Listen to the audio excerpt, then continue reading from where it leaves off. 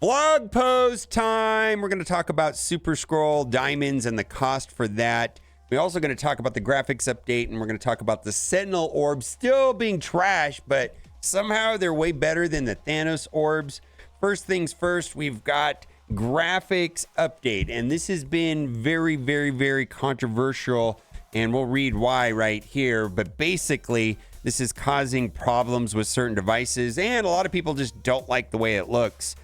We've identified some device heating concerns. Wow. After the recent update to Proprietary's player comfort and device safety, temporarily disabled 60 FPS. Actively investigating the root cause and will provide updates on a solution soon. Thank you for your understanding, continued support of Marvel Strike Force. And I go through Reddit almost every day, and all of the posts for a while now have been about how horrible the changes to character unlocks and the orbs. We've got a tie today of people not thrilled with the graphics. Scopely, please revert these graphics. The new graphics are abysmally bad. Please roll back the graphics update. Unplayable, literally. And then they're talking about problems. Now, I was talking to Baka. Baka did this data mine here for DD8. But Baka is telling me that currently, right now, almost every day, 20 to 30 character models are updated to be polished with the graphics update. So I don't know if that's going to change this, but like I went into battle right now inside of Arena, and the new Annihilators looked really dark.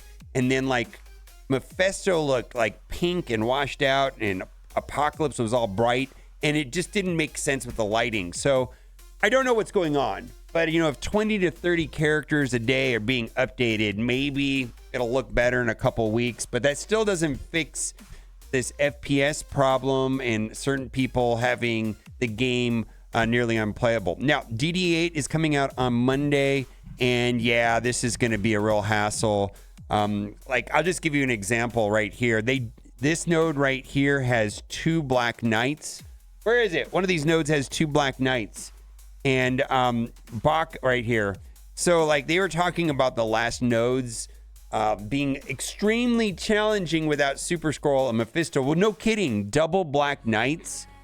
Yeah, that's going to be a problem. They said the first nodes are going to be easy, but they're going to get harder and harder. And I do believe them when they say that Super Scroll and Mephisto are going to make the last nodes more manageable. Link to this will be in the description. So this is a DD8 planner. Also gives the special override to the AI. So there are a lot of good information. We got Stormwatch before we get into the blog post. Battle and Arena. This starts on the 14th. Battle and Raids and Spend ISO Energy starts on the 16th. Spend Sentinel Scrap on the 16th, and Battle and Raids and earn Ally Supplied Orbs on the 16th. And we're expecting Dark Dimension 8 to be launched on Monday, which is the 16th as well. There's not a lot in this blog post. The one thing that is mentioned right here, and we're not going to go over all the details here, but we're going to go over Old Man Logan, and then we're going to also talk about some of the Odin rewards right here. But keep an eye out for inbox messages alerting you to character availability, and then diamonds for Super Scroll, Sasquatch, and North Star added to the Elite Store. So Pathfinder, these are dark diamonds. Dark diamond cost for Super Scroll is 2,200 for 1 diamond, 2 diamond for 4,500, and 3 diamond is 11,1250. So these are additive. So to get a 2 diamonds like almost 7,000, then to get a 3 diamonds like 18,000 something.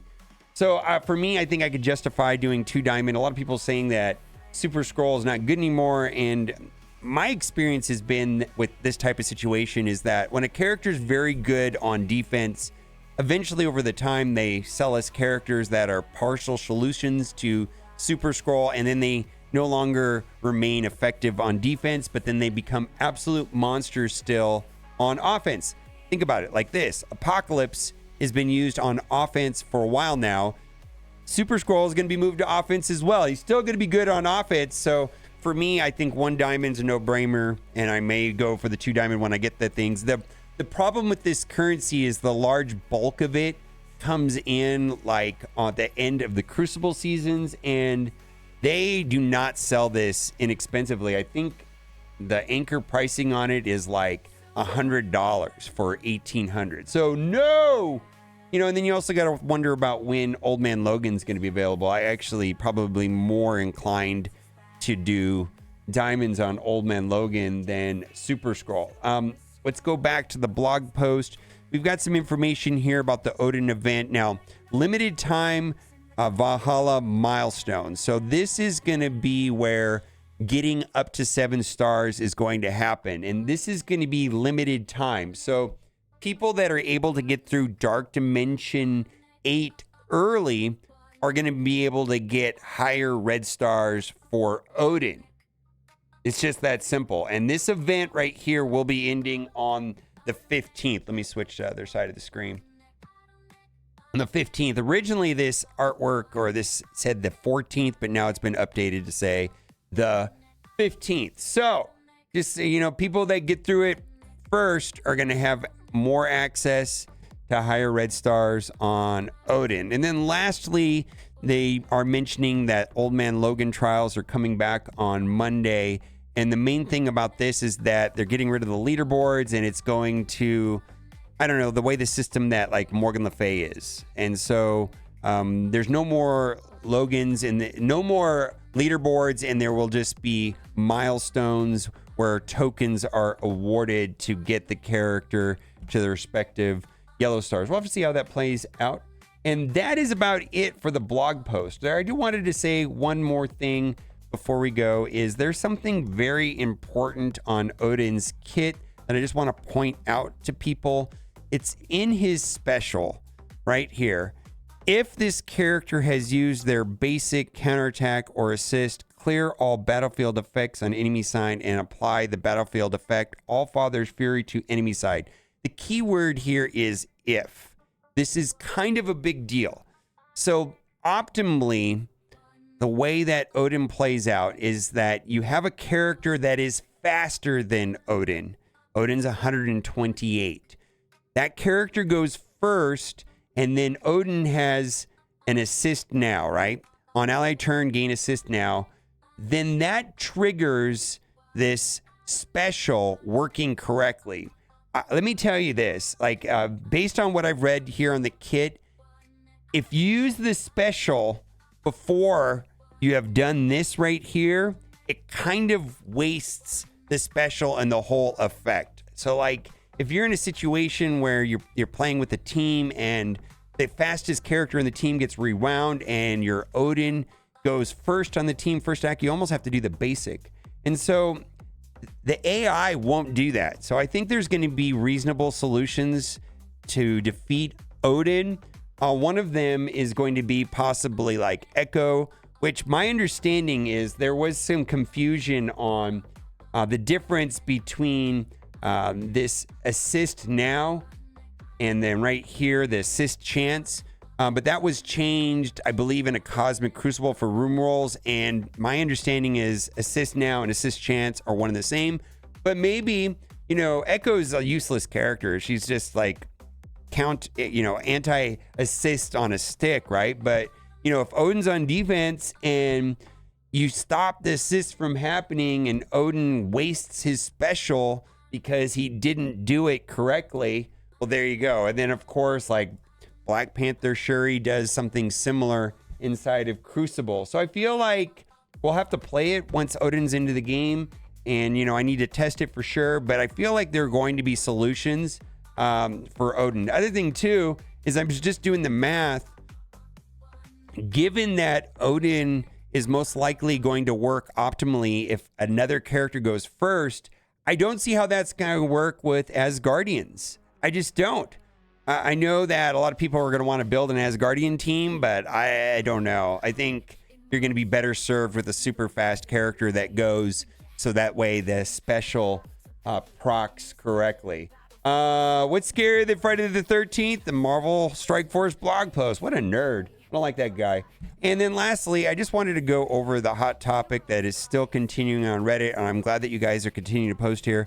So this is talking about the Sentinel Factory Orb Too Good. So it's too much to get a guaranteed one shard for the main character in the orb now. The Sentinel Evolution Orb doesn't have any guaranteed Nimrod shards, while the Sentinel Factory Orb for Sentinel guaranteed one shard. I thought they had backtracked a little from the Annihilator's Orb, and then we got a guaranteed at least one Sentinel in the Sentinel Factory. Guess not. Man, I love this game. And I just want to put this right here. If you look at the Sentinel Orb, is averaging 1.5 shards per orb.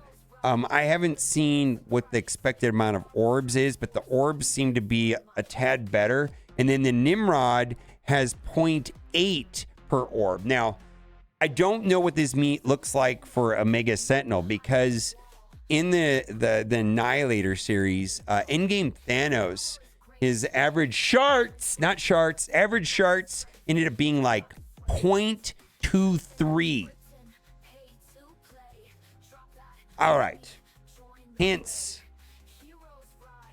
you've got complaints still on Reddit. And I unfortunately, I just don't have the energy to read all these, because I think this is going to be a continued topic. But I just want to point out that this is still on fire on Reddit. I think that is a good thing, where people are not happy with the changes, not happy with these orbs. Let me know what you think in the comment section. Bye for now.